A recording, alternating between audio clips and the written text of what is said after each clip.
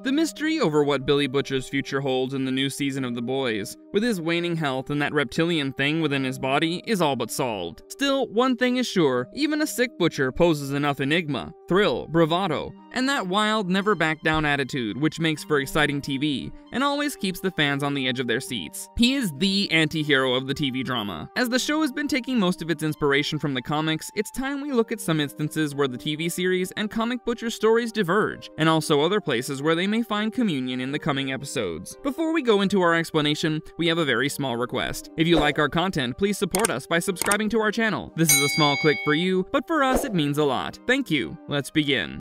Name's Butcher. Billy Butcher.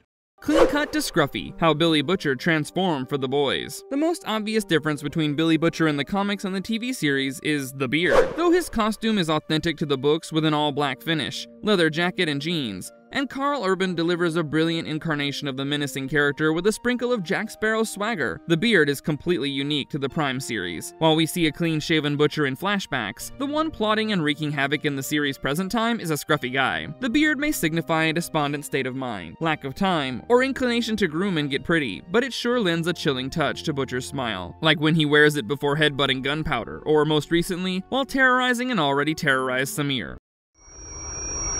Can they? No!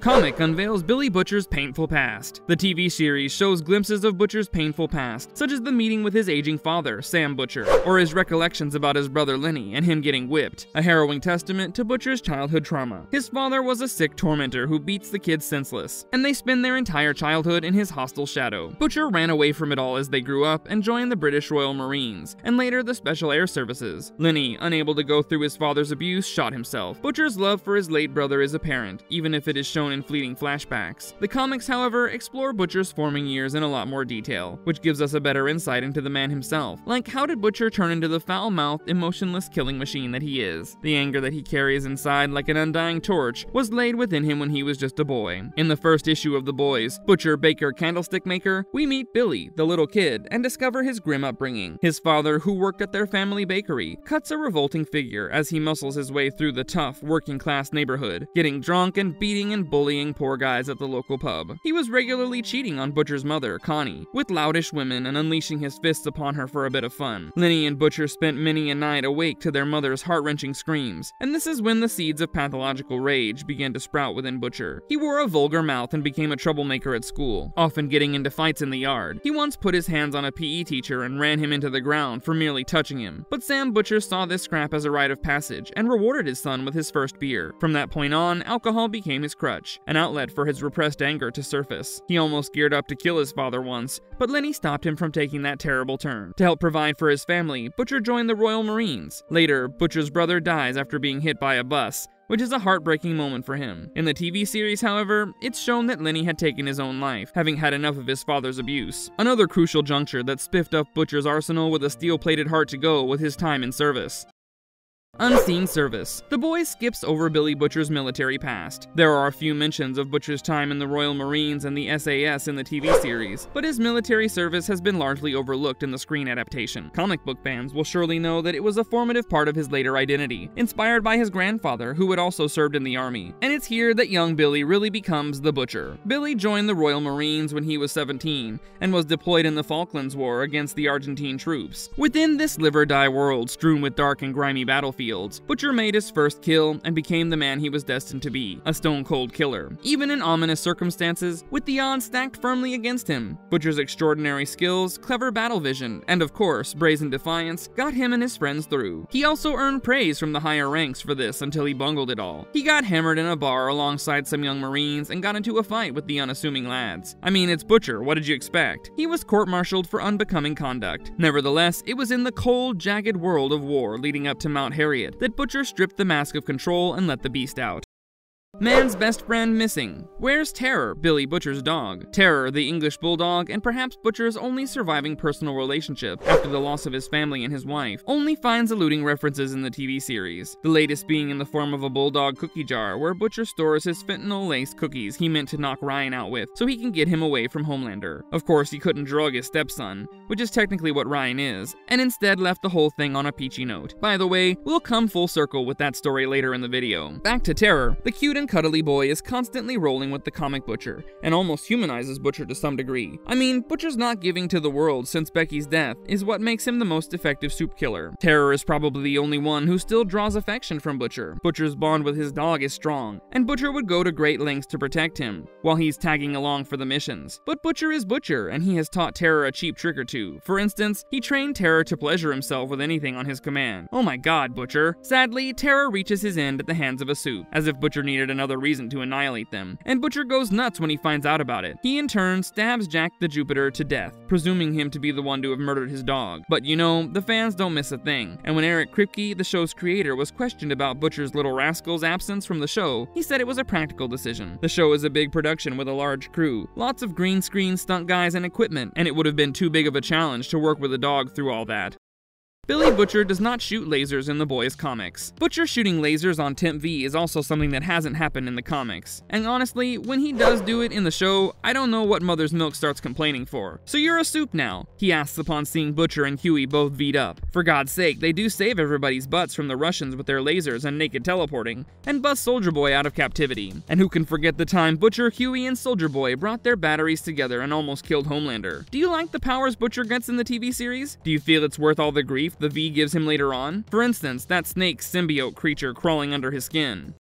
The symbiote-like creature in his body. The thing crawling inside Butcher's body while the ailing dude tries to keep it together rather unsuccessfully. Remember the nasty crash landing in the shower? Has become the latest mystery fans are looking to unravel as season 4 of the TV series progresses. Is that wormy thing inside Butcher a creature in need of a symbiotic relationship? Will it save Butcher from the brain tumor Homelander diagnosed him with for cheap? Or will it ultimately kill him? We have another video with all the ugly details, so be sure to check that out. But one thing is for sure, it's probably connected with Butcher's overuse of Temp V or injecting the main Compound V. It's also what took Ezekiel out in that mime explosion in Firecracker's vanity van. Butcher isn't capable of doing that by himself as of now. Maybe when he becomes a fair dinkum soup. Carl Urban would like that reference, an eventuality the series seems to be steering toward. But comic Butcher doesn't have a living thing slithering around his interiors. Butcher also doesn't take Temp V in the source material, though he does inject himself with Compound V, even giving a shot to his dog, who goes into a super-powered attack dog mode. The story reaches its tragic end, with Butcher going full carnage mode on soups, barring a symbiote though, after taking a special type of Compound V. It's safe to say the symbiote-like thing strolling around under Butcher's hide is one of the times the TV adaptation has deviated from the comics to enhance on-screen drama.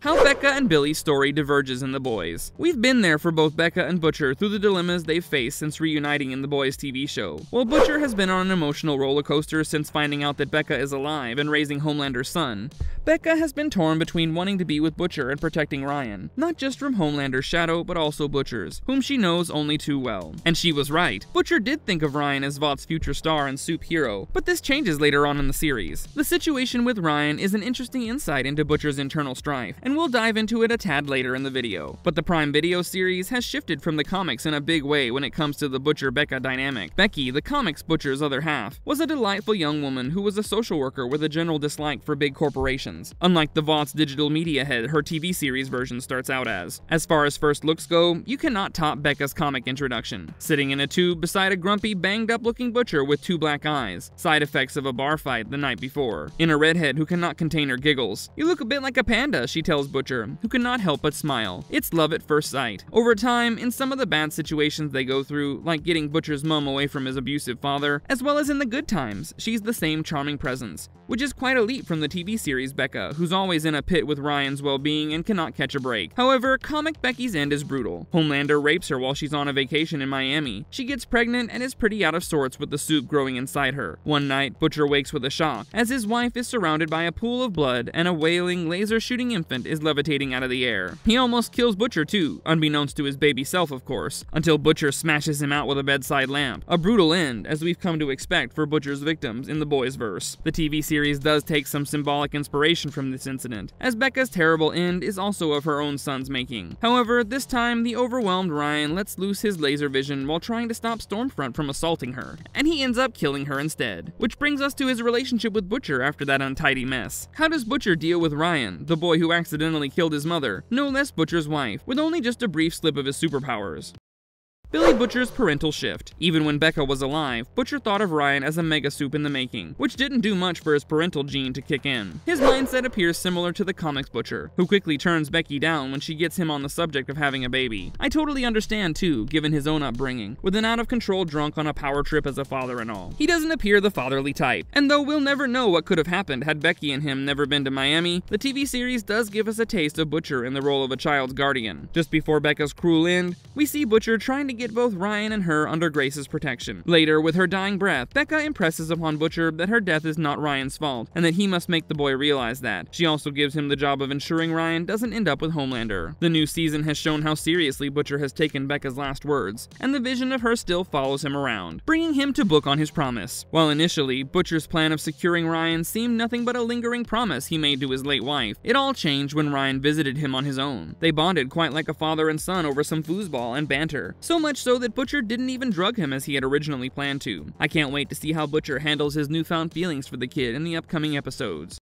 Relationship with the boys. The comic books boys are much like a well-oiled machine working as an outfit for the CIA, and they feel more official-like, honestly. They have an office they operate out of, which has no resemblance to the warehouse Mother's Milk is calling shots from in Season 4 of the TV series. Also, Butcher is an unstable circuit, even in the comics, but when he isn't adrenalized by fighting, in his calmer moments with the boys, he doesn't have cryptic motives like his TV counterpart. The team gathers intel and deliberates over their plans for Vaught's soups. They're smart and resourceful together, as well as ruthless and dirty when they need to be. Also, the TV series alludes to a shared history between Frenchie, Mother's Milk, and Butcher. The team adds up to strength one by one at Butcher's nudging, and blackmail, and coercion. You get the picture. They're not a tightly bonded unit akin to the comics. They also don't trust Butcher's motives to the extent that in Season 4, Mother's Milk is running the show, and they shun Butcher away. They reinstate him later, but it ain't exactly a sweet reunion. What with the strong protest Starlight throws. The one bond that remains the same in both versions of the boys, as far as mutual chemistry and affection goes, is between Huey and Butcher. Believe it or not, it's because of this closeness that the comic Butcher dies at the hands of Huey himself. Let's explore that dodgy, dark incident up ahead.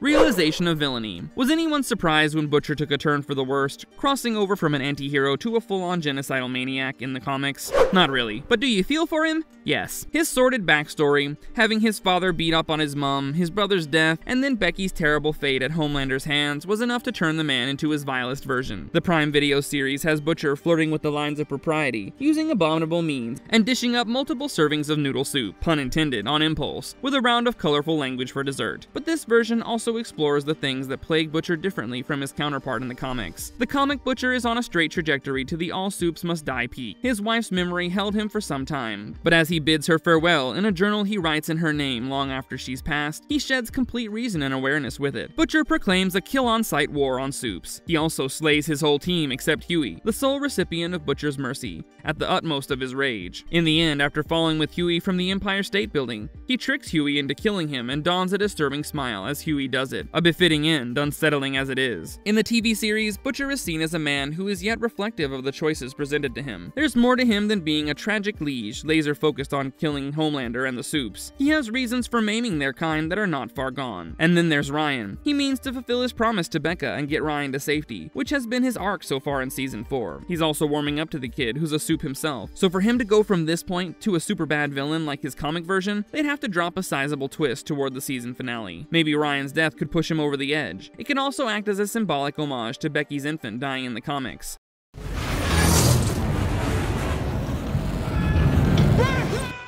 Billy Butcher vs. Stormfront. There are a lot of twisted hounds in the boys' world, but one stands out easily from the cesspool. It's the ex-Nazi Stormfront. The comic Stormfront was the first soup ever created with Compound V in Nazi Germany. Coming to America, He was turned into a hero by Vought, but the guy remained a prick, a dangerous prick. He was avidly racist and a general all-around jerk. The TV series Stormfront is a woman with the same sordid persona. She's still all about her Nazi values, a superior race, all else must perish, etc. In her climactic fight moment, she was plastered by a three-way girl team, Queen Maeve, Kimiko, and Starlight, and then later eye-stabbed by Butcher's wife Becca, and then totally mutilated by Ryan's laser vision. That sounds bad, right? Wait until you hear what happens in the comics. The Stormfront-led Payback attack Butcher, but the rest of the boys step in. Stormfront has his eye ripped out by the female as Butcher finishes up his team. A raging Stormfront exchanges blows with Butcher, wearing him down while tossing racial slurs. Mother's Milk and Frenchie join in, and the whole gang gives him a legendary beatdown with their baseball bats. They raise him to the ground and trample him under their boots, curb stomping his face till his brain runs like curry. And there and then, Stormfront is done. No putting him together and rebooting him like the Nazi lady in the TV series. So TV versus comic, which vicious killing do you like better?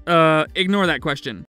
Relationship with Joe Kessler. The big mystery Kessler, played by Jeffrey Dean Morgan, brings to the fourth season of The Boys is second only to the worm crawling around in Butcher's body, but he might well be related to it. Kessler is a character created for the Amazon Prime show itself, as he neither appears nor has any references in the comics. From his very first appearance in season 4, we get the feeling that there's a history between Butcher and him. They were on a mission together, and Butcher saved Kessler's life, but he also feels much like a construction of Butcher's psyche. Everything he has to say sounds like something Butcher would say, while Becca appearing to Butcher feels like his conscience come knocking. Kessler feels like his mental meter, trying to take stock of what he needs to do and how to get there. The mistakes he's made in the past, like not taking a shot at Homelander when he could. How would Kessler, out of all people, know about that? And the fentanyl that Kessler gives to Butcher isn't something Butcher wouldn't have procured himself after he came up with the idea of taking Ryan out. The meeting between Butcher and Kessler in the park is the same. They speak about the boys and how the team doesn't look like it's up to speed. And Kessler ends it off by saying, "Half your brain is an effing tumor, and this is your last shot at Homelander. And you decide to go soft now?" It does feel a hell of a lot like his own mind trying to warn him about the limited time he's got and what he needs to get done in it. I mean, not even Huey is fully aware of Butcher's tumor, and Kessler knows about it? Very suspect. There are one or two other theories, like Kessler may have an ulterior motive and has sought Butcher out himself, that he's just as anti-Soup as Butcher, and the two of them can team up and bring down Homelander's dynasty. The fans are abuzz with many different views. The most common theory seems to be Kessler being Butcher's hallucination. The scene where Butcher is convincing Samir to concoct some more of that nasty virus, and Samir doesn't even glance in Kessler's direction until Butcher himself locks eyes with Kessler, has been part of the hot discussion. Do you have a fresh take on this? Let's hear it in the comments.